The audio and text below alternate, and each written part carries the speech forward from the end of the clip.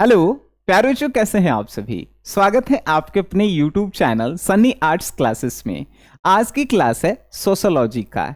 Sociology means समाज शास्त्र, जिसके 60 VVI क्वेश्चन हम बताएंगे। मतलब कि 60 को 2 नंबर वाले क्वेश्चन बताएंगे और इसमें से डायरेक्ट जो है 6 क्वेश्चन आपके एग्जाम में आएंगे।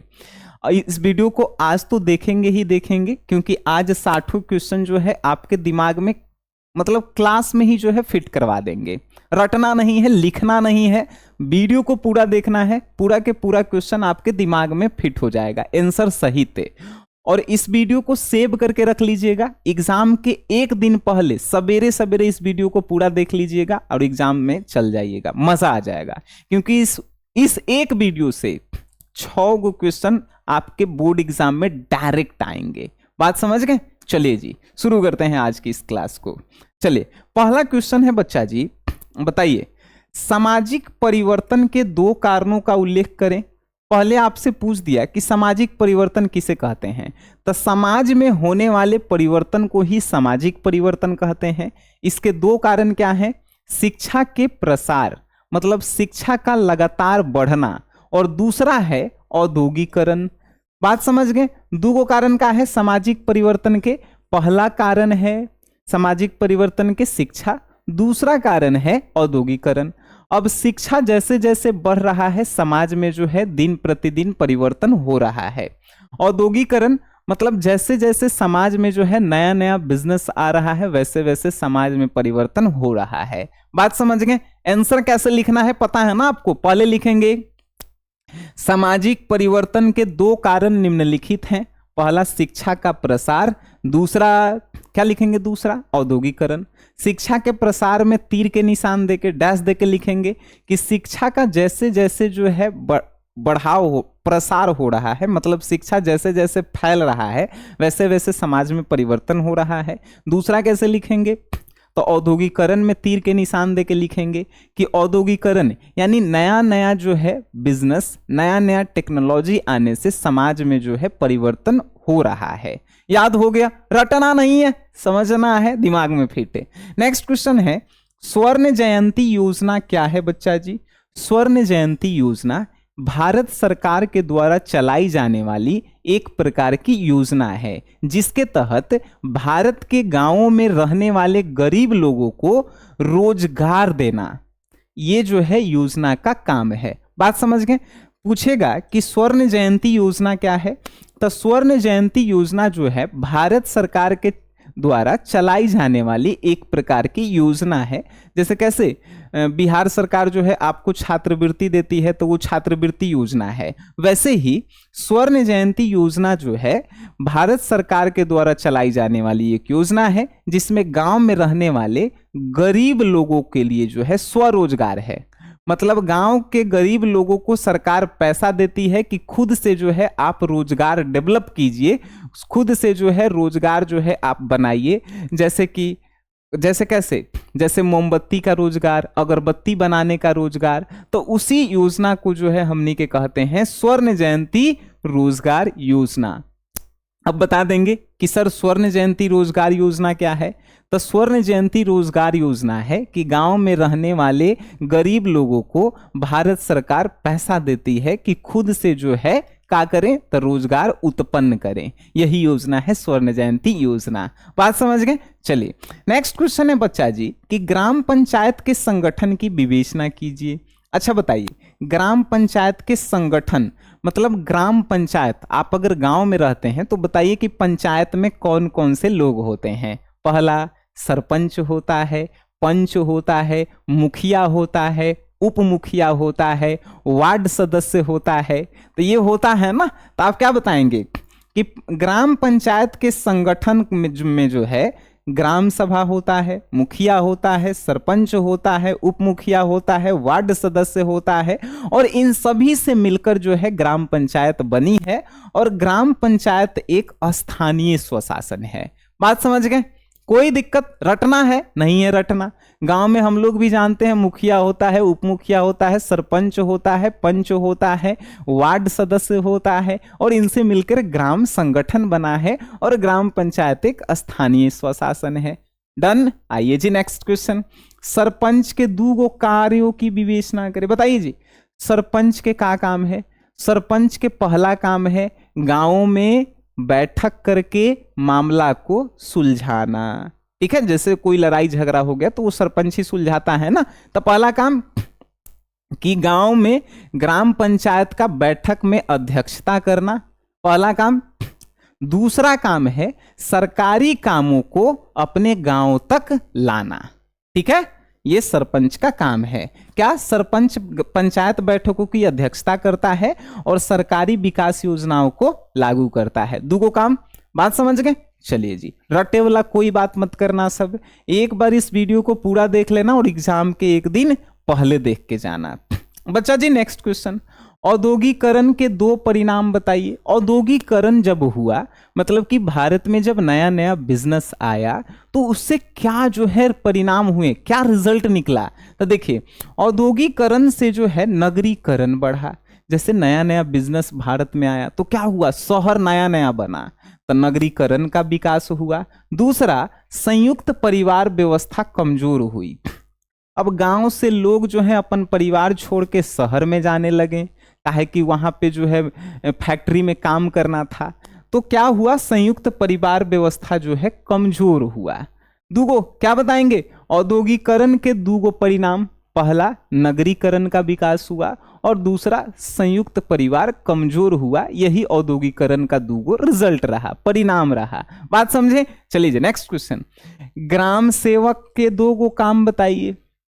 ग्राम सेवक और सरपंच, सरपंच जो है अलग है। सरपंच के क्या काम था कि ग्राम सभा के बैठक में अध्यक्षता, मतलब मेन आदमी सरपंच होता है, अध्यक्षता मतलब अध्यक्ष है वहां के, और दूसरा सरकारी योजनाओं को गांव में लागू करना। और ये ग्राम सेवक का क्या काम है? तो ग्राम सेवक का काम है सरकारी योजनाओं को गांव तक पहुंचाना और ग्रामीणों को विकास कार्यक्रमों की जानकारी देना। ग्राम सेवक मतलब जानते हैं क्या होता है? जैसे कि बीडीओ सीओ के ऑफिस में जो है एक आदमी होता है जो सरकारी योजना का है वो गांव में जाके बताता है सब आदमी को, मुखिया को, सरपंच को। और दूसरा होता है का काम, तो ग्रामीणों को जो है कार्यक्रम के जानकारी देना। ठीक है, बात समझ गए कि ग्राम सेवक के क्या काम है? सरकारी योजनाओं को गांव तक पहुंचाना और ग्रामीणों को जो है विकास कार्यक्रमों की जानकारी देना कि आपके गांव का कितना विकास हुआ है। ग्राम सेवक के क्या काम? पहला काम सरकारी कामों को गांव तक पहुंचाना, दूसरा जो भी उनके गांव का विकास हो रहा है उसके बारे में गांव वालों को बताना। ठीक है, दो काम। पलायन विवाह से आप क्या समझते हैं? जब लड़का लड़की भाग करके विवाह करता है तो उसे पलायन विवाह कहते हैं। बात खत्म। ठीक है, चलिए, जब युवक युवती सामाजिक या पारिवारिक विरोध के कारण घर से भागकर विवाह करते हैं तो उसे ही पलायन विवाह कहते हैं। बात समझ गए? जैसे कोई लड़का लड़की गांव से भाग के बाहर जाके विवाह कर लिया, वो पलायन विवाह। पलायन मतलब भागना। ठीक है, आइए, मातुल्य नातेदारी की रीति क्या है? अब देखिए, मातुल्य मतलब कि मम्मी के जो रिश्तेदार होते हैं उसे कहते हैं हमनी के मातुल्य नातेदारी।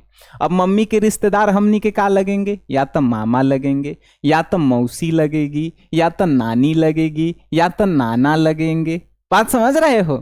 तब मम्मी के तरफ के रिश्तेदारी को हमनी के मातुल्य नातेदारी कहते हैं। मामा, मामी, मौसी, मौसा, नाना, नानी, ये सब जो है ममेरा भाई, चचेरा भाई, तो ये सब ममेरा खाली होगा, चचेरा नहीं। तो ये सब मातुल्य नातेदारी, यानी कि मामा के तरफ मम्मी के रिश्तेदार, वो मातुल्य नातेदारी। ठीक है, चलिए, बात समझ रहे हैं ना? एक भी क्वेश्चन रटना मत, एक भी क्वेश्चन। चलिए, लैंगिक समानता, एगो पूछेगा लैंगिक असमानता, अभी पूछा है लैंगिक समानता। समानता मतलब कि समान। तो क्या बताएंगे कि जब महिला और पुरुष को समान अधिकार दिया जाता है, समान सम्मान दिया जाता है, समान जो है अवसर दिया जाता है, तो उसे लैंगिक समानता कहते हैं।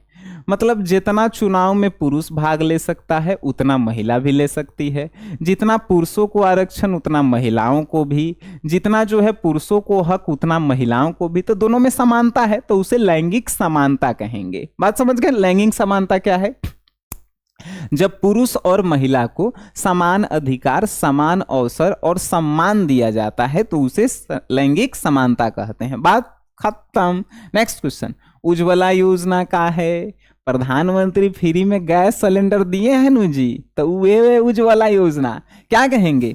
उज्ज्वला योजना, उज्ज्वला योजना भारत सरकार की तरफ से चलाई जाने वाली एक योजना है जिसमें गांव या शहरों में रहने वाले गरीब परिवार के महिलाओं को गैस सिलेंडर यानी एलपीजी, गैस सिलेंडर पे एलपीजी लिखा रहता है नो जी, एलपीजी जो है उपलब्ध कराना ही ये योजना है। बात समझ गए? उज्ज्वला योजना क्या है? गांव या शहर में रहने वाले गरीब परिवार के महिलाओं को खाना बनाने में दिक्कत ना हो, उन तक जो है गैस सिलेंडर चूल्हा पहुंचाना ही जो है उज्ज्वला योजना एक योजना है, काम है जो भारत सरकार चलाती है। ठीक है, आइए नेक्स्ट क्वेश्चन। पॉस्को कानून क्या है? पॉस्को कानून जानते हैं क्या होता है? बच्चों को यौन शोषण से बचाने के लिए बनाया गया विशेष कानून पॉस्को कानून कहलाता है। पॉस्को कानून समझिएगा, गांव में आप सुने होंगे 5 साल के लड़की के साथ रेप हो गया, भाई 14 साल के लड़की के साथ रेप हो गया, तो इसी को बचाने के लिए, यौन शोषण को बचाने के लिए जो है एक कानून बनाया गया जिसे पॉस्को कानून कहा गया। कोई दिक्कत नहीं है जी। आइए नेक्स्ट क्वेश्चन, बेरोजगारी को परिभाषित कीजिए। बेरोजगारी किसे कहते हैं?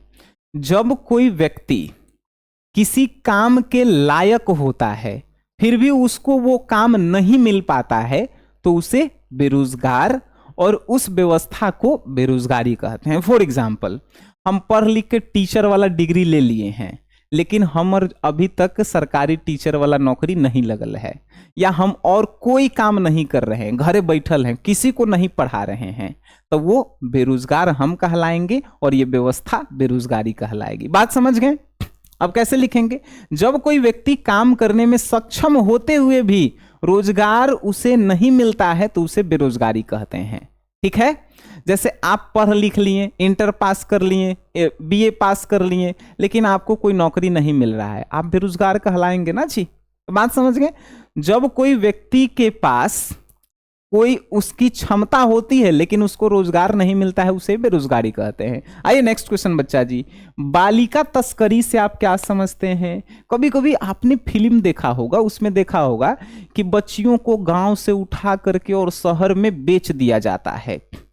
लड़की लोगों को गांव से जो है उठा करके और शहर में जाके बेच दिया जाता है, उसे बालिका तस्करी कहते हैं। बात समझ गए?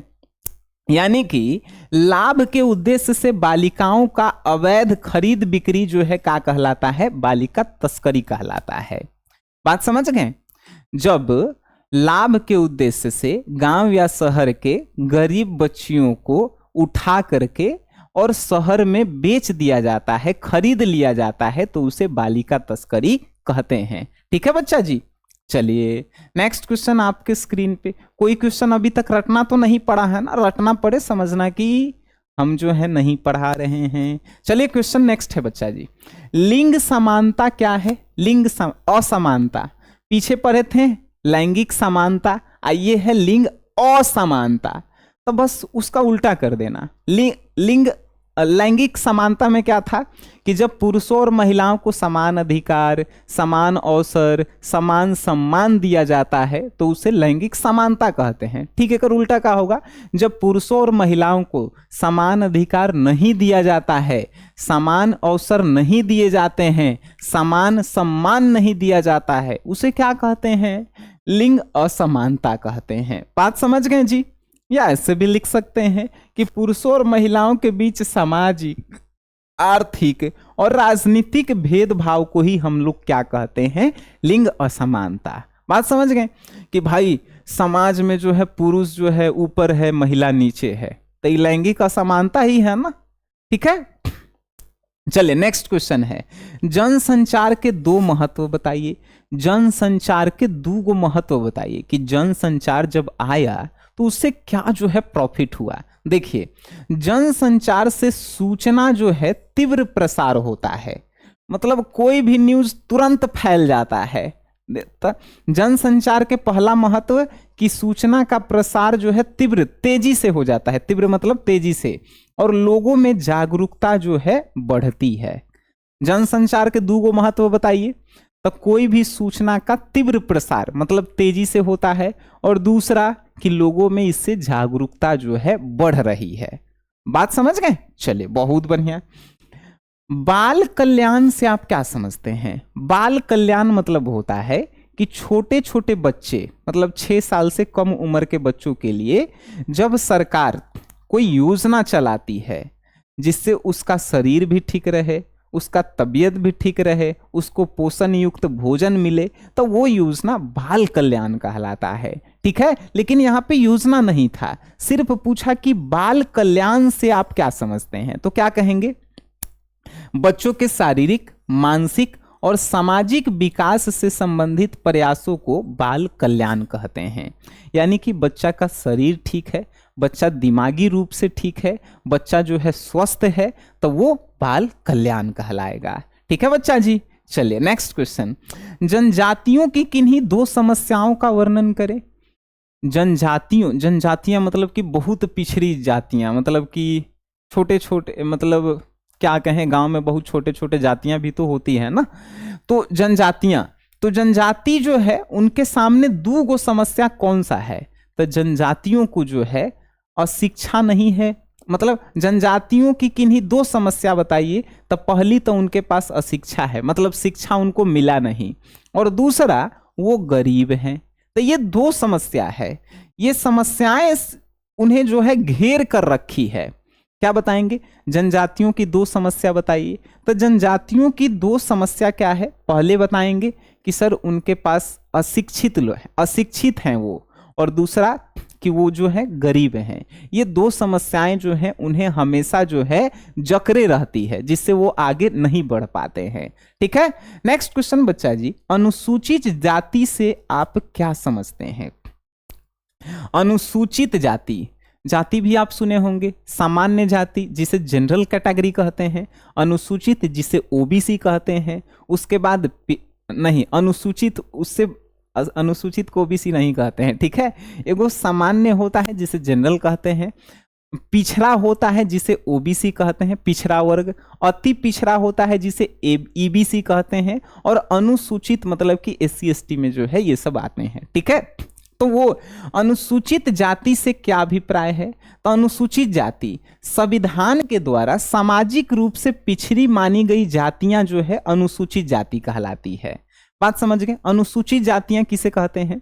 तो संविधान बना जिससे जो है कौन बनाए? डॉक्टर भीमराव अंबेडकर बनाए। तो संविधान के द्वारा जो देश में सबसे पिछड़ी जातियां हैं, सबसे कमजोर जातियां हैं, उन्हीं को जो है अनुसूचित जाति माना गया है। ठीक है, सबसे कमजोर और सबसे पिछड़ी हुई जातियों को ही अनुसूचित जातियां कहा गया है संविधान के अकॉर्डिंग।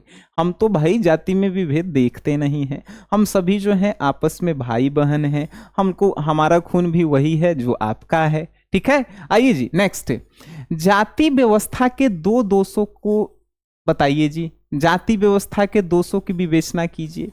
जाति व्यवस्था के दो दोष है। तो जाति व्यवस्था जो है सामाजिक असमानता पैदा करती है। जाति व्यवस्था, जैसे जाति व्यवस्था किसे कहते हैं? तो जातियों को अलग अलग कैटेगरी में बांट देना ही जाति व्यवस्था कहलाता है। अब जाति व्यवस्था के दोष क्या हैं? जब बांटा गया जाति को तो इसके क्या दोष हुए? पहला, सामाजिक असमानता, मतलब समाज में सभी को समान अवसर ना मिलना। सुने होंगे कि सामान्य जाति के लोग जो है एकदम अकर में चलते हैं और छोटे अनुसूचित जाति के लोग जो है झुक करके चलते हैं। तो ये समाज में असमानता फैलाती है, पहला दोष है। और दूसरा, छुआछूत जैसी बुराइयां जो है उत्पन्न होती है।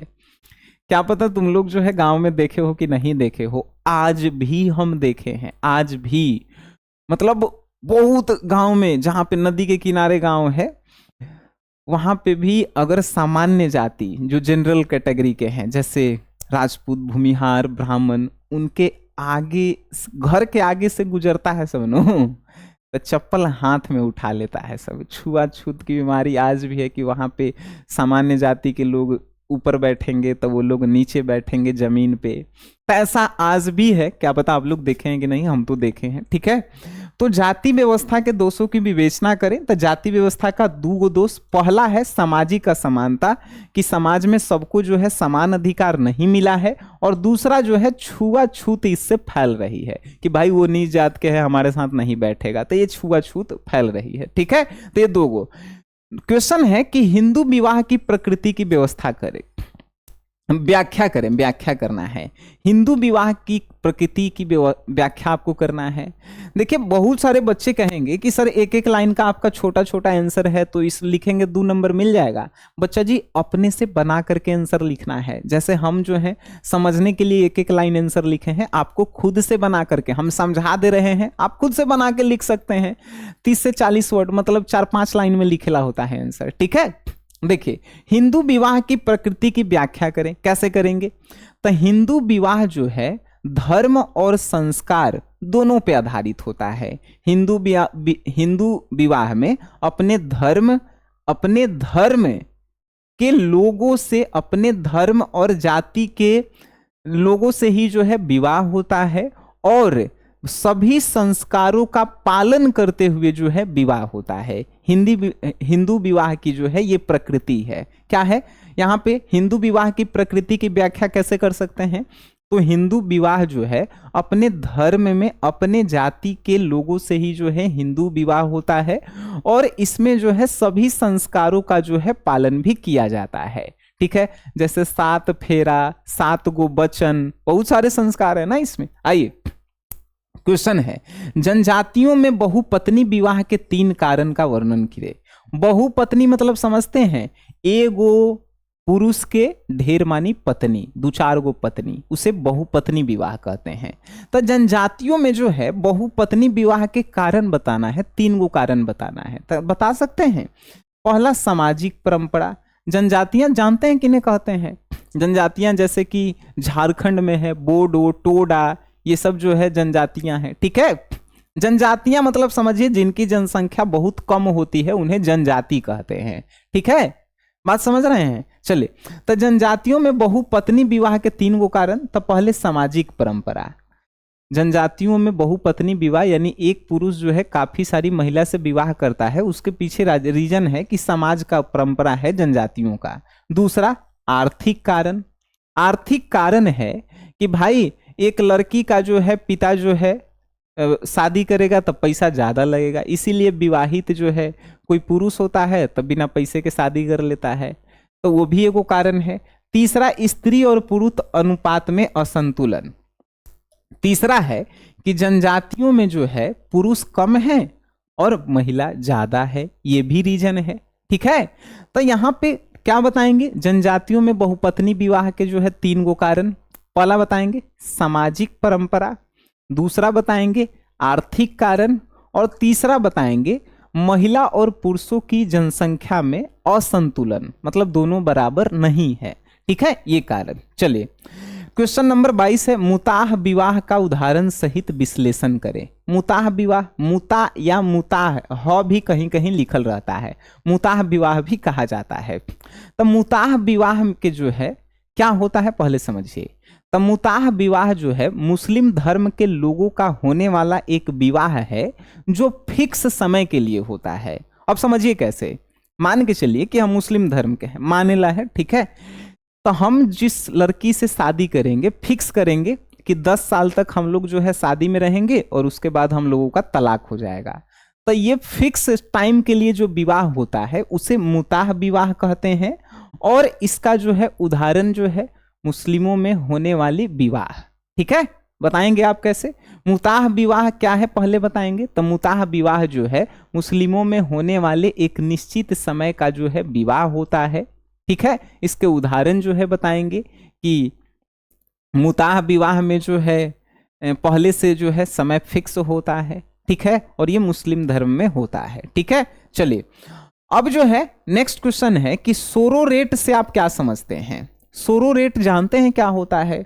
मान के चलिए कि हम जो है विवाह किए, हमारी पत्नी का जो है देहांत हो गया, तो हम अपनी पत्नी के बहिन यानी साली से विवाह कर लिए, तो उसे जो है सोरोरेट कहा जाता है।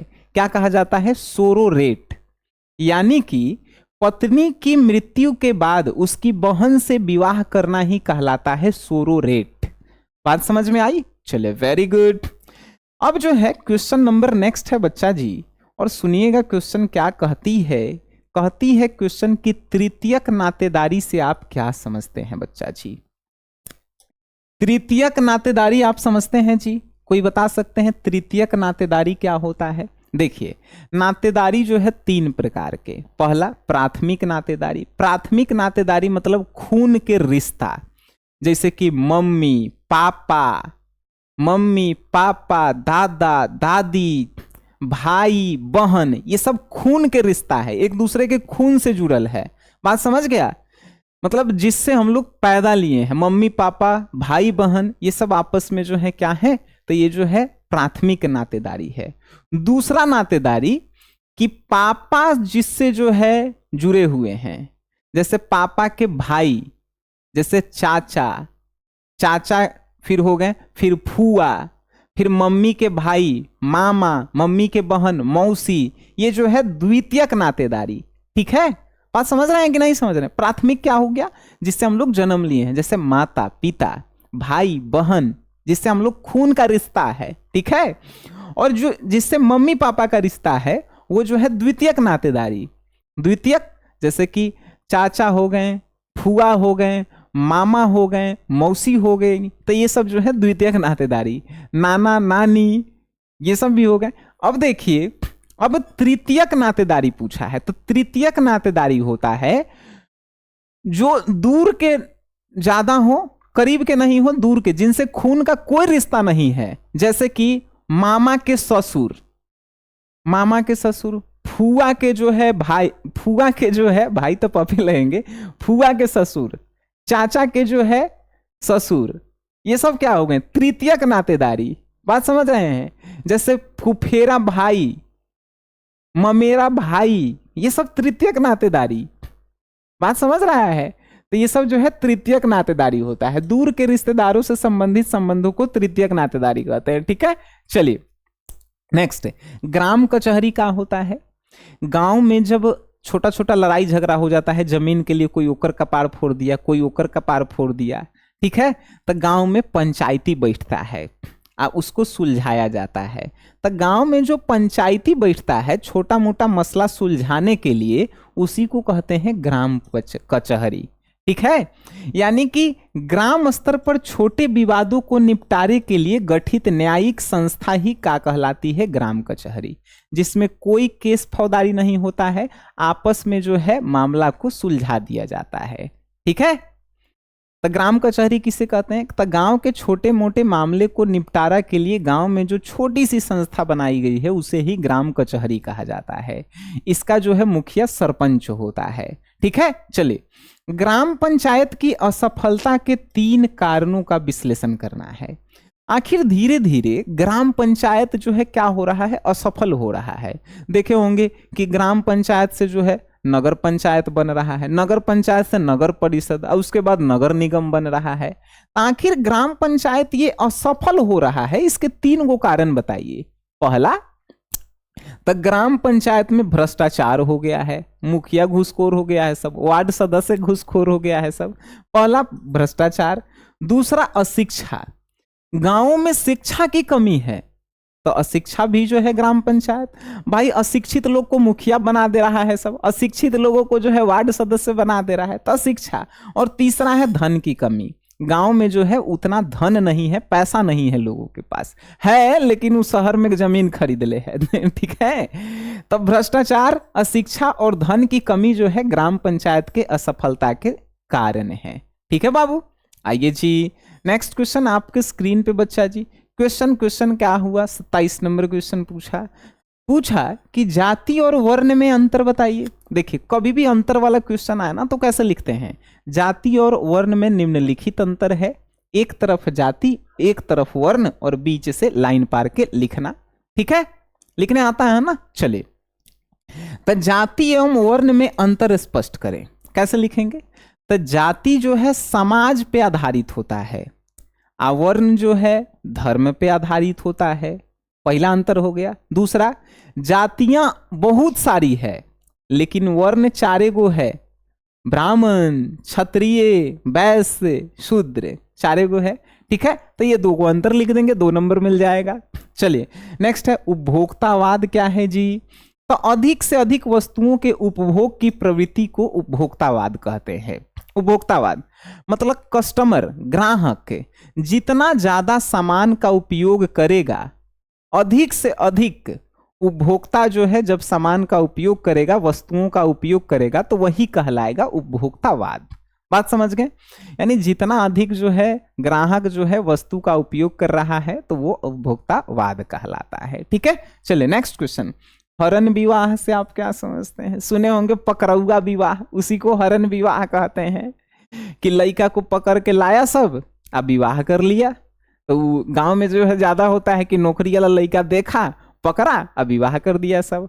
लेकिन अगर एग्जाम में आएगा तो लड़का के नहीं, लड़की के जो है करना है। ठीक है, लड़का लड़की दोनों लिख सकते हैं कि बलपूर्वक लड़की का अपहरण करके विवाह करना हरण विवाह कहलाता है। ठीक है, आप जो है बलपूर्वक मतलब गोली बंदूक लेके गए और सरकारी नौकरी वाला लड़का के पकड़ के लिए आए और ओकरा से अपन लड़की के विवाह करवा दिए, वो कहाँ कहलाया? हरण विवाह।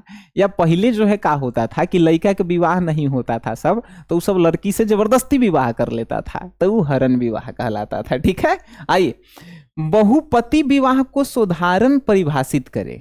अब बहुपति विवाह क्या है बच्चा जी? तब बहुपति विवाह क्या है सुनिए। बहुपति और बहुपत्नी मतलब क्या होता है? तो देखो ऊपर क्वेश्चन बहुपत्नी वाला कहे हैं। बहुपत्नी मतलब कि बहुत सारी पत्नी, एगो पुरुष के बहुत सारी पत्नी। यहाँ पे लिखल है बहुपति। बहुपति मतलब कि एगो स्त्री के ढेर मानी पति। ठीक है, मतलब 4-5 गो पति। तब बहुपति विवाह को साधारण सहित बताना है। तो जब एगो स्त्री जो है एक से अधिक पुरुषों से विवाह करती है तो वो बहुपति विवाह कहलाता है। जैसे टोडा जनजाति जो है विवाह में होता है कि एगो महिला जो है 2-4 गो पुरुष से विवाह की है, टोडा जनजाति में होता है। ठीक है, चलिए जी, ऐसा काहे हो रहा है तुम लोगों को तो पता है ना। पहला सामाजिक परंपरा, दूसरा अशिक्षा, और तीसरा जो है महिला और पुरुषों के संख्या में असंतुलन, ध्यान रखना। चलिए नेक्स्ट क्वेश्चन बच्चा जी, मुस्लिम समुदाय में कितने प्रकार के विवाह होते हैं? देखिए मुस्लिम धर्म में जो है 2 प्रकार के विवाह होता है। कौन कौन?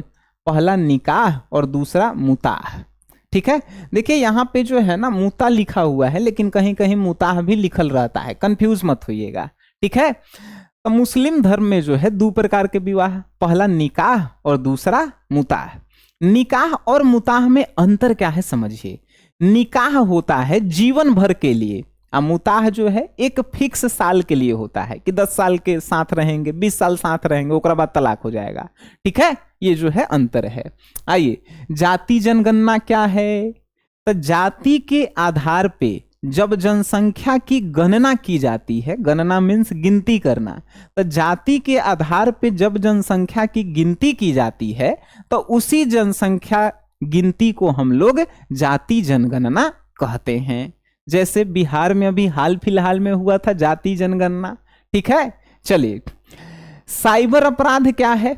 साइबर अपराध क्या है? जब कंप्यूटर या इंटरनेट के माध्यम से किसी को जो है किसी को ठगा जाता है, जब किसी को ब्लैकमेल किया जाता है तो उसे हम लोग साइबर अपराध कहते हैं।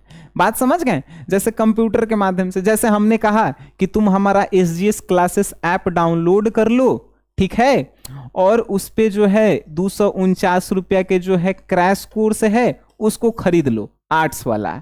ठीक है, उसमें से सारा क्वेश्चन एग्जाम में आएगा। ये बात सच है, लेकिन हमने कहा कि SGS क्लासेस ऐप डाउनलोड करो, 249 के आर्ट्स वाला क्रैश कोर्स खरीद लो, उसमें से सारा क्वेश्चन एग्जाम में आएगा। हम झूठ बोल दिए, एक को क्वेश्चन एग्जाम में नहीं आया, तो हम तुम्हारे साथ किए साइबर अपराध।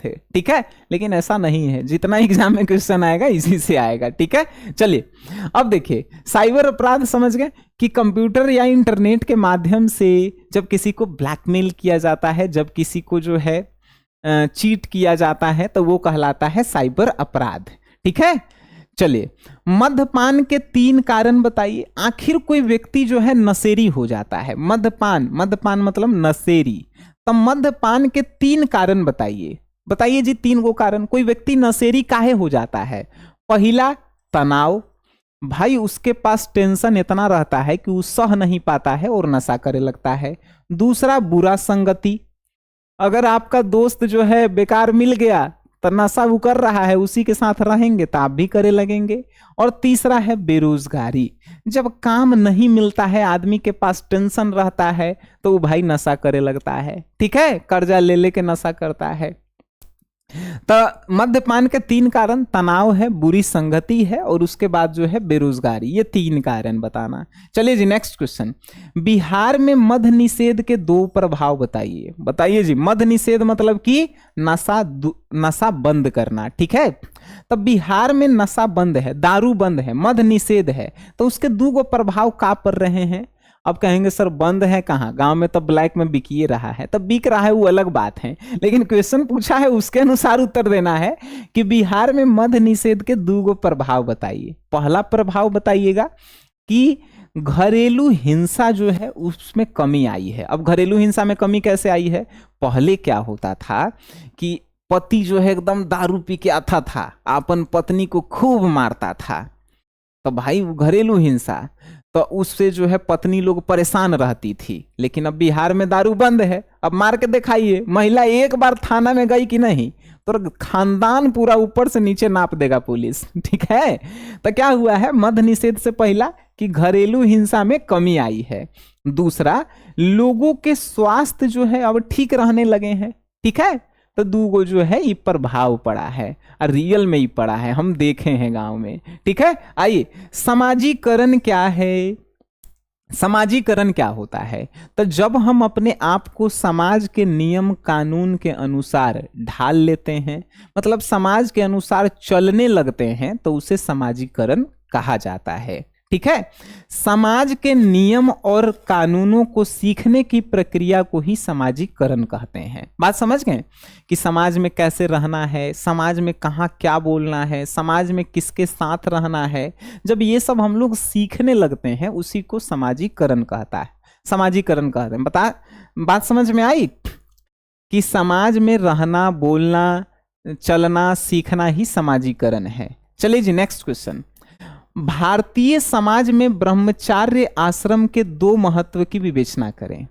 भारत के समाज में ब्रह्मचार्य भी लोग होते हैं। ब्रह्मचार्य मतलब समझते हैं, जिनका विवाह नहीं होता है, सन्यासी बन जाते हैं, तो उनके जो है 2 महत्व बताइए। जो सन्यासी बन जाते हैं उनका 2 महत्व बताना है। तो भारतीय समाज में ब्रह्मचार्य आश्रम के 2 महत्व निम्नलिखित है। पहला कि ब्रह्मचार्य लोग जो है शिक्षा अधिक प्राप्त कर लेते हैं, जैसे गौतम बुद्ध ने प्राप्त किया, महावीर जी जो है प्राप्त किए। अब कहेंगे सर वो तो शादी किए थे, लेकिन शादी करने के बाद वो तो ब्रह्मचार्य हो गए ना, सन्यासी हो गए। चलिए, दूसरा कि चरित्र का निर्माण हो जाता है, अच्छा चरित्र का निर्माण होता है। तब ब्रह्मचार्य अपनाने के 2 फायदे, पहला शिक्षा का प्राप्ति और दूसरा चरित्र का निर्माण। आइए जी नेक्स्ट क्वेश्चन है, राष्ट्रीय एकीकरण की 2 विशेषताओं का वर्णन करें। बताइए जी, राष्ट्रीय एकीकरण मतलब क्या होता है कि राष्ट्र में सभी जाति धर्म के लोग जो है एक साथ मिलकर के रह रहे हैं, तो वो राष्ट्रीय एकीकरण है। ठीक है, अब राष्ट्रीय एकीकरण के जो है क्या बताना है, तो 2 विशेषता बताना है। क्या है, तो राष्ट्रीय एकीकरण में जो है एकता होता है, सभी धर्म के लोग, जाति के लोग एक साथ मिलकर रहते हैं, एकता होता है। और दूसरा भाईचारे की भावना होती है। हिंदू धर्म के लोग मुस्लिम धर्म में जाकर के खा रहे हैं, वो उनके त्योहार में, मुस्लिम धर्म के लोग जो है हिंदू धर्म के त्योहार में आकर के खा रहे हैं, तब भाईचारे की भावना है। बात समझ गए। राष्ट्रीय एकीकरण के 2 विशेषता बताइए। तो राष्ट्रीय एकीकरण के लिखेंगे कैसे, लिखने का तरीका समझ लीजिए। राष्ट्रीय एकीकरण के जो है निम्नलिखित जो है 2 विशेषता है। पहला क्या लिखेंगे, तो राष्ट्र के एकीकरण में जो है सभी लोग एकता भाव से रहते हैं। दूसरा कि राष्ट्र के एकीकरण जहां होता है वहां सभी लोग भाईचारे के रूप में रहते हैं। ठीक है जी, चले बहुत बढ़िया। अब नेक्स्ट है कि स्वयंसेवी संस्था जो है से आप क्या समझते हैं? बताइए जी। स्वयंसेवी संस्था का मतलब होता है कि कोई ऐसी संस्था जो बिना किसी फायदे के समाज की भलाई और विकास का काम करता है उसे स्वयंसेवी संस्था कहते हैं।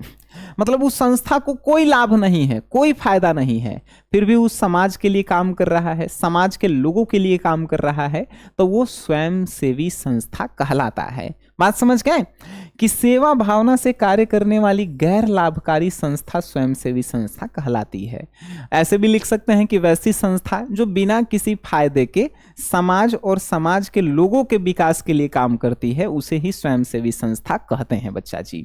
नेक्स्ट क्वेश्चन है कि संस्कृतिकरण की 3 विशेषताओं का वर्णन करें। संस्कृतिकरण की 3 विशेषता बताना है। क्या बताएंगे? संस्कृतिकरण की पहली विशेषता की उच्च जाति की नकल। संस्कृतिकरण जो है हुआ है, मतलब संस्कृति को हम लोग ले करके चल रहे हैं, तो उसकी 3 विशेषता बताइए। पहला है उच्च जाति की नकल, मतलब हम लोग जो है उच्च जातियों का नकल करके जो है उन्हीं के अनुसार चलते जा रहे हैं। दूसरा सामाजिक गतिशीलता, समाज जो है धीरे धीरे जो है गति पकड़ा हुआ है, आगे बढ़ रहा है। और तीसरा सामाजिक परिवर्तन इसकी विशेषता है। ठीक है, संस्कृतिकरण की 3 विशेषता, उच्च जाति की नकल, फिर सामाजिक गतिशीलता और सामाजिक परिवर्तन जो है संस्कृतिकरण की, ये 3 विशेषता है बच्चा जी। 41 नंबर क्वेश्चन है कि पश्चिमीकरण की प्रक्रिया को परिभाषित करें। बताओ पश्चिमीकरण की प्रक्रिया क्या है? जब पश्चिम देशों में रहने वाले लोगों के रहन सहन खान पान को जब हम लोग अपनाने लगते हैं तो वो कहलाते हैं पश्चिमीकरण की प्रक्रिया। जैसे पश्चिमी में यूरोप में लोग कैसे जीन्स पहनते थे, शर्ट पहनते थे, वो लोग हमने अपनाया। वहां पे चाउमीन चाट समोसा ये सब खा रहे थे, वो हमने अपनाया। तो ये पश्चिमीकरण को अपनाना ही पश्चिमीकरण की प्रक्रिया कहलाती है। बात समझ गए? यानी पश्चिमी जीवन शैली और मूल्यों को अपनाने की प्रक्रिया पश्चिमीकरण कहलाती है। ठीक है, पश्चिमी देशों के रहन सहन खान पान को जब हम लोग अपना रहे हैं तो उसे ही कहेंगे हम लोग पश्चिमीकरण प्रक्रिया। बात समझ में आ रही है जी? गुड। क्वेश्चन है कि भारत में नगरीकरण के 2 कारकों को स्पष्ट करें। अच्छा बताओ, भारत में नगरीकरण हुआ मतलब भारत धीरे धीरे गांव से नगर में बदला, उसके पीछे 2 कारण आप बता सकते हैं? बिल्कुल बता सकते हैं। तब भारत में नगरीकरण के जो है पहला कारण रहा औद्योगिकरण। औद्योगिकरण मतलब कि भारत में जो है नए नए बिजनेस की स्थापना होना, नया नया जो है अंग्रेज आया, सब नया नया यहाँ पे बिजनेस लगाया, सब कपड़ा के फैक्ट्री, कोई सामान के फैक्ट्री, तो वो औद्योगिकरण रहा एगो। और दूसरा रहा रोजगार के अवसर, जो नगरीकरण के प्रमुख कारण रहे। क्या बताएंगे कि भारत में नगरीकरण के 2 कारण, पहला औद्योगिकरण और दूसरा रोजगार, ये जो है 2 कारण रहे मुख्य। आइए जी नेक्स्ट क्वेश्चन आपके स्क्रीन पे। थोड़ा सा अगर वीडियो आपको स्लो लगे तो आप फास्ट करके भी देख सकते हैं। आइए नेक्स्ट क्वेश्चन है कि बताओ नातेदारी व्यवस्था को परिभाषित आप कर सकते हैं? नातेदारी व्यवस्था को परिभाषित कर सकते हैं। अभी हमने पढ़ा कि नातेदारी 3 प्रकार के, प्राथमिक, द्वितीय, तृतीय नातेदारी। प्राथमिक मतलब समझ गए, खून के रिलेशन। अद्वितीयक मतलब मम्मी पापा से जुड़े हुए उनके रिश्तेदार, और तृतीयक मतलब दूर के रिश्तेदार। ठीक है, चलिए तो नातेदारी व्यवस्था को परिभाषित करें तो रक्त मतलब खून, विवाह और दत्तक संबंधों पर आधारित व्यवस्था को नातेदारी व्यवस्था कहते हैं। देखिए, नातेदारी व्यवस्था को परिभाषित करना हो तो खून के रिश्ते, विवाह से संबंधित रिश्ते और माता पिता से संबंधित रिश्तों से जो नाता बनता है उसी को नातेदारी व्यवस्था कहते हैं। ठीक है, नातेदारी व्यवस्था 3 प्रकार के होता है, प्राथमिक, द्वितीयक और तृतीयक, ऐसे लिख सकते हैं इसका। ठीक है, आइए महिला सशक्तिकरण से आप क्या समझते हैं? तो महिलाओं को सशक्त बनाने के लिए, महिलाओं को मजबूत बनाने के लिए, महिलाओं को विकसित बनाने के लिए सरकार जब महिलाओं के लिए विशेष काम करती है तो उसे हम लोग कहते हैं महिला सशक्तिकरण। बात समझ में आया कि नहीं आया? फिर से समझिए। महिलाओं को मजबूत बनाने के लिए, महिलाओं को विकसित करने के लिए, महिलाओं को जो है अवसर देने के लिए जब सरकार कोई काम करती है तो वो कहलाता है महिला सशक्तिकरण। ठीक है, महिलाओं को अधिकार, महिलाओं को शिक्षा और महिलाओं को आत्मनिर्भर प्रदान करना ही महिला सशक्तिकरण है। ठीक है, ये किताबी लैंग्वेज है, हमने जो बताया वो मेरा लैंग्वेज था। ठीक है, आइए लिंग से आप क्या समझते हैं? तो जब जैविक आधार पे मतलब कि जीव को देख करके तो जैविक आधार पे जब पुरुष और महिला का भेद किया जाता है तो उसे लिंग कहा जाता है। जैविक आधार पे जब पुरुष और महिलाओं में विभेद किया जाता है तो उसे जो है हम लोग क्या बोलते हैं बच्चा जी? लिंग बोलते हैं। लिंग जो है दो प्रकार के होता है, क्या? एक पुल्लिंग मतलब पुरुष और एक महिला। ठीक है, अब कोई कहेगा नपुंसक लिंग, अरे हमने के मनुष्य की बातें कर रहे हैं। ठीक है, चलिए यहाँ पे जो है अब हिंदी संस्कृत में मत जाना, हिंदी में जो है लिंग दो प्रकार के हैं। कौन कौन? पुल्लिंग, स्त्रीलिंग। और संस्कृत में जाओगे तो तीन है, पुल्लिंग, स्त्रीलिंग, नपुंसक लिंग। यहाँ पे जैविक आधार पे पुरुष और महिला जो है बांटा जाता है तो उसे लिंग कहते हैं, ये भी ध्यान रखना। प्राचीन मतलब पुराने समय में महिलाओं के निम्न परिस्थिति के 3 गो कारण बताइए। पुराने समय में महिला जो है निम्न स्थिति में थी, बड़ी खराब स्थिति में थी, उसके 2-3 कारण आप बता सकते हैं। बिल्कुल, पहले अशिक्षा बहुत ज्यादा था, महिलाओं को शिक्षा प्राप्त करने का अधिकार नहीं था कि गांव में रहो सिर्फ खाना बनाओ। ठीक है, दूसरा पितृसत्तात्मक व्यवस्था, पहले जो है बेटा को जो है बड़ा भाव दिया जाता था, बेटी को जो है कम भाव दिया जाता था। पितृसत्तात्मकता का मतलब होता है बेटा को आगे रखना, बेटी को पीछे रखना। और तीसरा बाल विवाह, महिलाओं का जो है बचपने में जो है विवाह कर दिया जाता था, तो इससे भी जो है महिलाओं की स्थिति खराब रही। तो 3 गो कारण प्राचीन काल में महिलाओं की निम्न स्थिति के कारण रहे, अशिक्षा, पितृसत्तात्मकता और तीसरा कि बाल विवाह। ये सब बताइएगा। भक्ति आंदोलन क्या है? तो जब भगवान के नाम पे जब कोई आंदोलन किया जाता है तो उसे भक्ति आंदोलन कहते हैं। ठीक है, ईश्वर भक्ति और समानता पर आधारित धार्मिक आंदोलन को ही भक्ति आंदोलन कहते हैं। ठीक है, यानी ईश्वर की भक्ति, ईश्वर के नाम पे, ईश्वर के भक्त पे, धर्म के आधार पे जब कोई आंदोलन किया जा रहा है तो वो जो है भक्ति आंदोलन कहलाएगा। ठीक है जी, चलिए क्वेश्चन है, आर्थिक जनगणना से आप क्या समझते हैं? एगो आर्थिक जनगणना होता है और एक बच्चा जी कौन सी जनगणना होता है? अभी पीछे हमने पढ़ा जातीय जनगणना।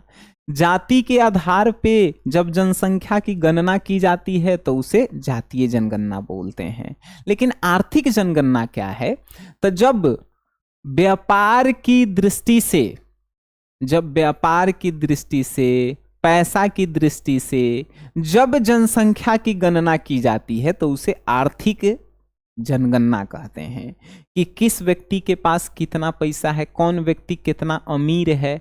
आर्थिक जनगणना इसीलिए किया जाता है कि पता चले कि कितना गरीबी है, कितना अमीरी है, इसीलिए। ठीक है, जातीय जनगणना इसलिए किया जाता है कि पता चले कि कौन से जाति की जनसंख्या अधिक है और कौन से जाति के लोग कम हैं। बात समझे? तो आर्थिक जनगणना क्या होता है? तो देश की आर्थिक गतिविधियों की गणना को आर्थिक जनगणना कहते हैं। यानी कि जब देश में आर्थिक रूप से, व्यापारिक रूप से या पैसा की दृष्टि से जब जनसंख्या की गणना की जाती है तो उसे आर्थिक जनगणना कहते हैं। ठीक है भाई जी, चलिए नेक्स्ट क्वेश्चन आपके स्क्रीन पे। चलिए आइए जी नेक्स्ट क्वेश्चन। मतलब एक भी क्वेश्चन आपको ऐसा लगा कि सर हम नहीं पढ़े हैं? सब हम लोग गांव से, ये समाज शास्त्र मतलब क्या है? गांव में ही सब कुछ उपलब्ध है। आइए, प्रवर्तन निर्देशालय जो है क्या है बताइए। प्रवर्तन निर्देशालय क्या होता है? तो जैसे आपने जो है किसी का मर्डर कर दिया, ठीक है, अब मर्डर करके जो है आपको जेल में भेज दिया गया। अब जेल में भेज दिया गया तो या तो फांसी हो गई या तो कुछ दिन बाद छोड़ दिया जाएगा। लेकिन उसके बीच में भी कुछ होता है। प्रवर्तन निर्देशालय यह एक आर्थिक अपराधों की जांच करने वाली केंद्रीय एजेंसी होती है।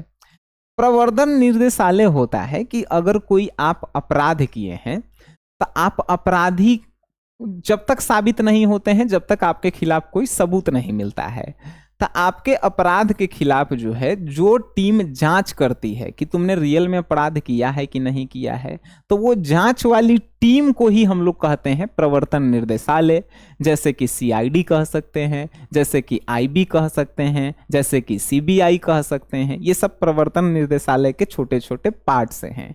ठीक है, प्रवर्तन निर्देशालय क्या है? तो जब आप आर्थिक अपराधों की जांच करने वाली केंद्रीय असेंबली। अब एक बात और यहां आया है, आर्थिक अपराध है मतलब कि जब आप टैक्स में चोरी कर रहे हैं, जब आप जो है टैक्स समय पे नहीं भर रहे हैं, तो आर्थिक ही अपराध हुआ। ठीक है, तो वो जो आर्थिक अपराध की जो जांच करता है उसी को ही बोलते हैं प्रवर्तन निर्देशालय, समझ जाना। ठीक है, आर्थिक अपराध की जो जांच करने वाली एजेंसी होती है उसी को ही हम लोग बोलते हैं प्रवर्तन निर्देशालय। आर्थिक अपराध मतलब समझ गया ना, टैक्स में चोरी करना, टैक्स समय पे नहीं देना, ब्लैक मनी रखना, ये सब है। ठीक है, आइए निकाह और मुताह में जो है अंतर बताइए। दो गो अंतर, मुस्लिम में होने वाली ये दो प्रकार की विवाह है, निकाह और मुताह। निकाह जो है जीवन भर के लिए होता है, मुताह जो है एक निश्चित समय के लिए होता है। निकाह में जो है पहले से जो है मानदेय तय रहता है, नहीं निकाह में जो है कोई मानदेय तय नहीं रहता है, मुताह में पहले से मानदेय तय रहता है। मानदेय मतलब कि एक फिक्स समय तय रहता है। ठीक है, चलिए दो अंतर लिख दीजिएगा। लिखेंगे अंतर कैसे? निकाह और मुताह में निम्नलिखित अंतर है, एक तरह निकाह और एक तरह मुताह लिख के बीच में लाइन पार के और दो अंतर लिख देंगे। आइए नेक्स्ट क्वेश्चन है, हिंदी विवाह में गोत्र के महत्व का वर्णन करें। बच्चा जी, हिंदू में जो विवाह होता है वो अपने गोत्र को छोड़कर दूसरे गोत्र में होता है। क्यों होता है? क्योंकि अपने गोत्र को जो है अपना वंशज माना जाता है, इसीलिए अपने गोत्र में जो है विवाह नहीं होता है। ठीक है, तो क्या कहेंगे? हिंदू विवाह में समान गोत्र में विवाह निषिद्ध माना जाता है। निषिद्ध मीन्स कि अपने गोत्र में विवाह नहीं किया जाता है। अपने गोत्र में विवाह करना जो है लोगों को लगता है कि अपने वंशज से जो है हम भाई बहन के रिश्ता से शादी कर रहे हैं, इसीलिए नहीं किया जाता है। ठीक है, चलिए 52 नंबर क्वेश्चन है कि बाल मजदूरी की प्रकृति पर प्रकाश डालें। बाल मजदूरी क्या होता है बच्चा जी? बाल मजदूरी मतलब कि जब किसी 14 साल से कम बच्चे को उससे जो है कोई तरीका का काम करवाया जाता है तो वो बाल मजदूरी कहलाता है। ऐसे भी कह सकते हैं कि जब 14 साल से कम उम्र के जो है बच्चे से कोई काम जो है करवाया जाता है, कोई काम मतलब ये नहीं कि एक गिलास पानी लाओ, ये नहीं, जब उससे जो है कठोर श्रम करवाया जाता है। मतलब गांव पे जैसे शहर में दुकान पे देखे होंगे कि बच्चा जो है होटल में काम कर रहा है, बच्चा जो है मतलब उसको जो है मतलब बड़ी बेकार काम करवाया जाता है, तो वो काम जो है बाल मजदूरी कहलाता है। मतलब क्या कह सकते हैं कि 14 साल से कम उम्र के बच्चे से जब कठोर परिश्रम करवाया जाता है फायदे के लिए, तो उसे जो है बाल मजदूरी कहा जाता है। ठीक है, आइए नेक्स्ट क्वेश्चन है कि भारत में किन्हीं दो अल्पसंख्यक समुदाय के नाम बताइए। अल्पसंख्यक मतलब होता है कि वैसे धर्म के लोग जिनकी जनसंख्या कम है भारत में। ठीक है, तो उन्हें अल्पसंख्यक कहते हैं। तो अल्पसंख्यक जो है एक मुस्लिम है और एक जो है ईसाई धर्म के लोग हैं। ठीक है, या आप ये भी कह सकते हैं कि सिख धर्म और ईसाई धर्म, ये भी कह सकते हैं। ठीक है, क्योंकि हिंदू के बाद अगर सेकंड पोजीशन पे हैं तो वो मुस्लिम ही है। ठीक है, तो आप कह सकते हैं कि भारत के किन्हीं दो अल्पसंख्यक मतलब जिस धर्म के लोग कम हैं, तो आप मुस्लिम ईसाई बता सकते हैं या जो है आप सिख ईसाई भी बता सकते हैं। ठीक है, चलिए सांप्रदायिकता के दुष्प्रभाव पर प्रकाश डालें। अच्छा, जानते हैं सांप्रदायिकता का क्या होता है? सांप्रदायिकता होता है कि अपने धर्म के लिए किसी दूसरे से लड़ना जो है सांप्रदायिकता कहलाता है। ठीक है, मतलब हिंदू मुस्लिम में लड़ाई हो रहा है तो समझना वो सांप्रदायिकता है। ठीक है, तो सांप्रदायिकता के दुष्प्रभाव, आखिर सांप्रदायिकता अगर हो रहा है तो उसके बुरा प्रभाव क्या पड़ेगा? बुरा प्रभाव पड़ेगा कि इससे सामाजिक तनाव पैदा होगा। समाज में जो है लोग एक दूसरे को मारेंगे, काटेंगे, और दूसरा हिंसा फैलेगी। हिंसा मतलब मार काट खाली जिन्न तिन्न होगा। ठीक है, तो सांप्रदायिकता के दुष्प्रभाव क्या हैं? लिखेंगे कि सांप्रदायिकता के निम्नलिखित दुष्प्रभाव हैं।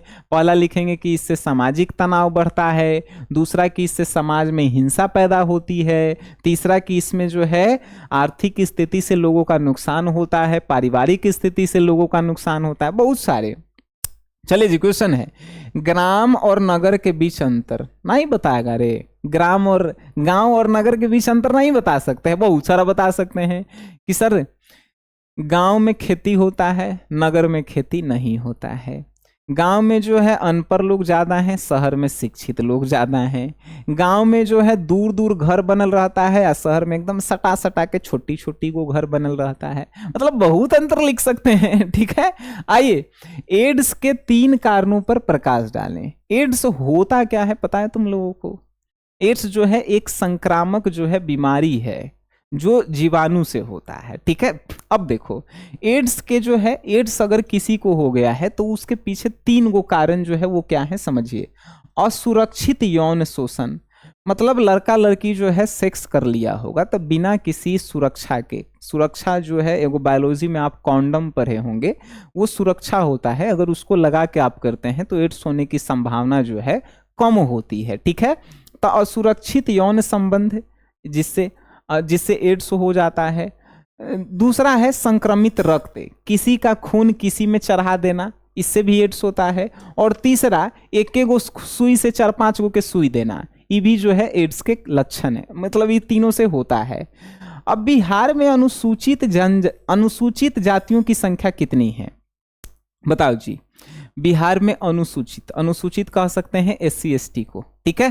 तो बताओ जब 2011 में जनगणना हुई थी तब बिहार में अनुसूचित जातियां जो है जानते हो कितने प्रतिशत थी? 17% था।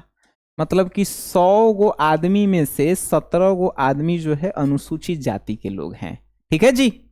बात समझ गए? तो ये बता सकते हैं कि जनगणना 2011 के अनुसार बिहार में अनुसूचित जातियों की संख्या लगभग 17% है, ठीक है। तो ये बता सकते हैं। 57 को क्वेश्चन रहा ना, हाँ। इस क्वेश्चन को अगर याद हुआ हो गया है तो ठीक है, याद नहीं हुआ है तो फिर इसे देखो, पूरा याद कर लो और इसको वीडियो को सेव करके रख लो। एग्जाम के बस मतलब अगर 1 बजे से एग्जाम है तो सवेरे सवेरे इस वीडियो को देख लेना, सोशोलॉजी का पेपर देने जाना, मजा आ जाएगा, मजा। और बात बता रहे हैं, अगर सोशोलॉजी में 100 में 100 नंबर लाना है ना तो क्रैश कोर्स हम बताए थे ना बीच में, फिर से एक बार बता दे रहे हैं कि SGS क्लासेस ऐप डाउनलोड कर लो। उसमें जो है आपको क्या मिलेगा, तो आपको एक क्रैश कोर्स मिलेगा 249 रुपया का, ठीक है। और इसको जो है ज्वाइन कर लो। इसमें सभी सब्जेक्ट के VVI 2 नंबर वाले क्वेश्चन, 5 नंबर वाले और ऑब्जेक्टिव दिए गए हैं। बस इतना पढ़ लो, सब दिक्कत दूर हो जाएगा, ठीक है। तो बच्चा जी आज की क्लास में इतना ही, मिलते हैं नेक्स्ट क्लास में। और भी कोई सब्जेक्ट में इशू है आप कमेंट बॉक्स में बता दीजिए, ठीक है। तो मिलते हैं नेक्स्ट क्लास में, तब तक के लिए टाटा बाय बाय, धन्यवाद आप सभी का।